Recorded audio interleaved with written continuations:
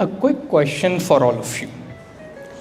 How many decisions do you think you have made since morning till you arrived in this hall? Simple decisions like what to eat, what to wear, which notification to respond to, which notification to ignore. Simple decisions. Many, few, what do you think?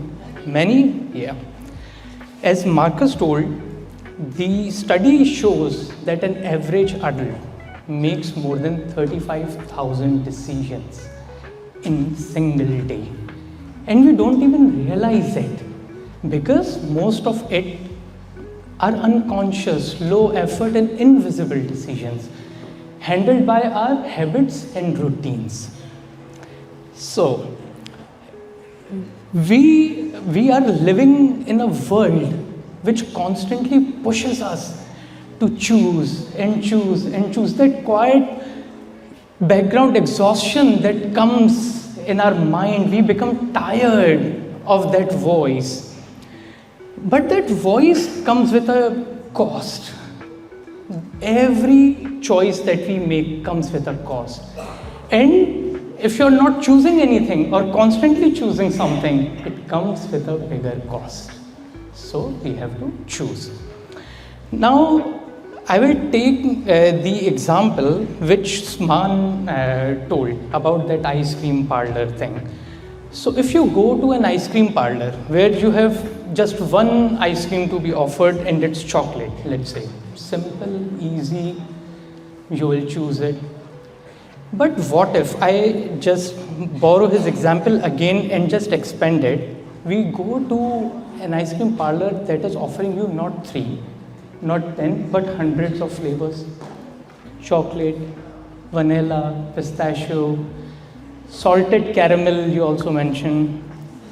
I have also seen something like cosmic lava molten brownie explosion. Honestly, less than a dessert, it sounds like Oppenheimer's physics experiment gone wrong. And when you are in that shop, stuck, the line behind you grows. The server that politely greeted you inside the shop, now his smile is fading away. He's probably judging you right now. And in these situations, sometimes you walk out with nothing. It's not because you took time to choose. It's because so many choices drains you. Psychologist Barry Schwartz actually came up with this idea of the paradox of choice. And he tells in his theory that more choices don't give you freedom. They actually give you anxiety, fear, regret, and sometimes emotional burden. It creates emotional burden on you. I'll give you an example, real life examples from 2 of my students. But before that, I'll touch upon an anecdote. The problem is, it's not that we are bad at choosing. The problem is that we are asking our brain to predict the future that we have never lived. Think about it. When we are choosing from one thing to another, we are forcing our mind to run simulations, to predict the outcome for paths that we have never walked on. So what is actually your brain doing? It's guessing. And when there is a guesswork, there is probability. Probability of winning and losing.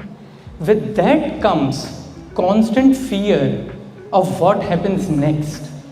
That is why most of us suffer from MDP, mental overload, decision delay, and post-choice regret. That's the actual hidden cost that we pay for more choices. Now, coming back to the story of 2 of my students, Maya and Rohan. Maya was confused between medical science and computer science. So what she did, rather than choosing one thing, she chose one experiment. She started volunteering for a hospital in morning and took an online free coding course. After 3 weeks when she met me, she was more confused. But 4 months down the line, because she didn't quit what she started, so when she was keep on doing it, something happened. It was not a lightning bolt. It was a self-realization which she got, that while she's coding, she feels like as if she is solving puzzle. She didn't find perfect solution, but she find enough clarity for the path she is going to take. And then there is Rohan. Rohan loved to write, and most of the time when people used to read his writings, they felt that it is immature and childish. But he didn't quit. He keeps on writing, paragraph by paragraph. Paragraph became blog. Blog became an online community. That online community got him a paid internship. And today, as we speak, he writes weekly columns for a leading newspaper. What's common in their story? They were not fearless. They were risk reframers. They reframed their risk. They recalibrated themselves according to their situation and the choice they made. And they were persistent.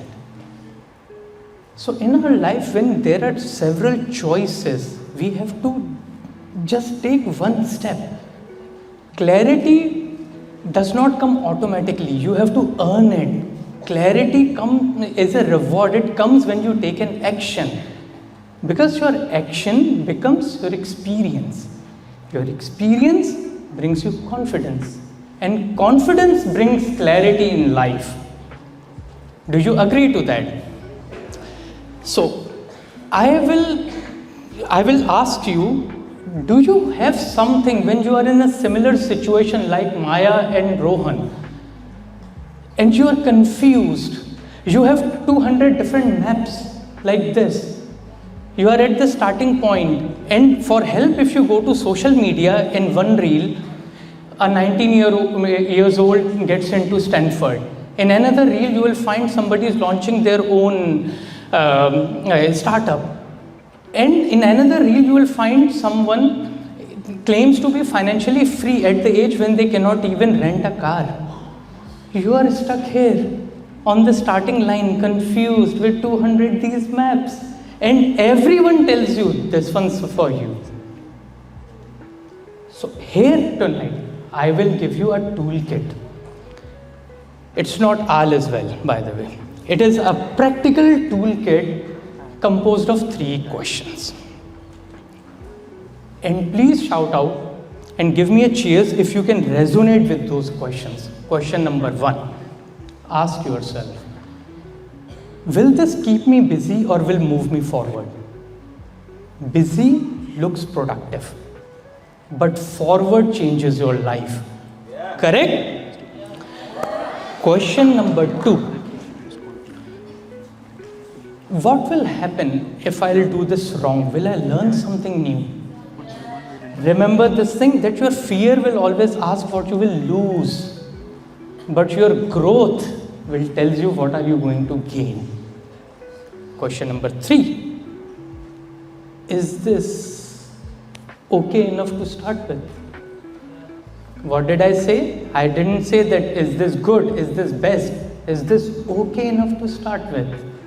So sometimes in life you just need a hope to take a smaller step towards what you want to do.